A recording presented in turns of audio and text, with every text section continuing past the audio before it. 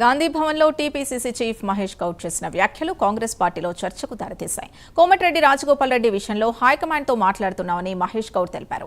ఎవరైనా గీత దాటితే వేటు తప్పదని హెచ్చరించారు. పార్టీకి ఎప్పుడు ఎవరి సేవలు అవసరమో అప్పుడు వారిని ఉపయోగించుకుంటోంది అని చెప్పారు. ఇక రాజగోపాల్ రెడ్డికి హైకమాండ్ ఇచ్చిన మాటపై తనకు సమాచారం ఉందని, ఆ అంశంపై హైకమాండ్తోనే మాట్లాడాలని సూచించారు. తనకు కూడా రాజగోపాల్ రెడ్డి మంచి మిత్రుడేనన్న మహేష్ గౌడ్ ఆయన ఏ వేదికపై మాట్లాడాలో ఆ వేదికపైనే మాట్లాడాలని అన్నారు. రాజగోపాల్ రెడ్డి వ్యాఖ్యలు పార్టీకి నష్టం చేస్తున్నాయని వ్యాఖ్యానించారు. అభ్యర్థుల ప్రకటన హైకమాండ్దేనని, అడగడం తమ హక్కు అయినప్పటికీ ఇవ్వాలా వద్దా అనేది హైకమాండ్ నిర్ణయిస్తుందని స్పష్టం చేశారు.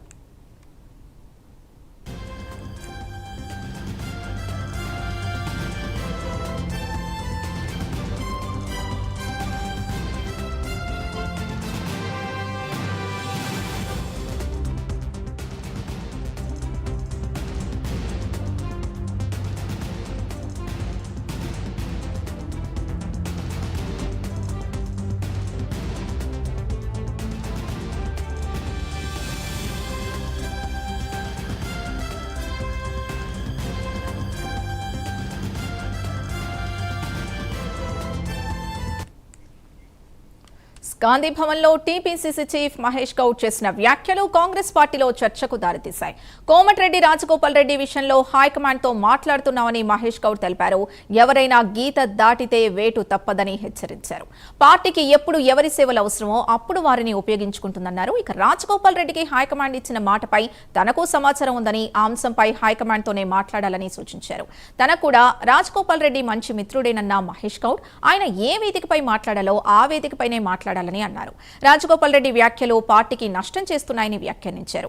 అభ్యర్థుల ప్రకటన హైకమాండ్దేనని, అడగడం తమ హక్కు అయినప్పటికీ ఇవ్వాలా వద్దా అనేది హైకమాండ్ నిర్ణయిస్తుందని స్పష్టం చేశారు.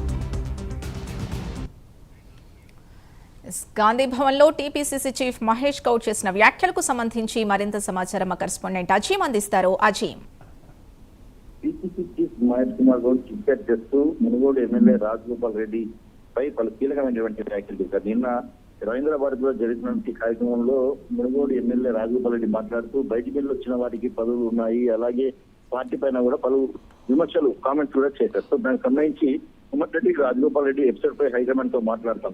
ఎవరైనా సరే గీత దాటితే గేటు తప్పదు. పార్టీ ఎప్పుడు ఎవరిని సేవలు వాడుకోవాలో అప్పుడే వాడుకుంటుంది అనుకుంటూ కూడా ఏదైతే పీసీ చీఫ్ ఏదైతే చిట్చాట్ చేస్తూ మాట్లాడింది. అలాగే రాజగోపాల్ రెడ్డికి హైకమాండ్ ఇచ్చిన మాట హైకమాండ్ తో మాట్లాడాలి, కానీ ఎక్కడ పడితే అక్కడ ఏ సందర్భంలో పడితే ఆ సందర్భంలో మాట్లాడకూడదు.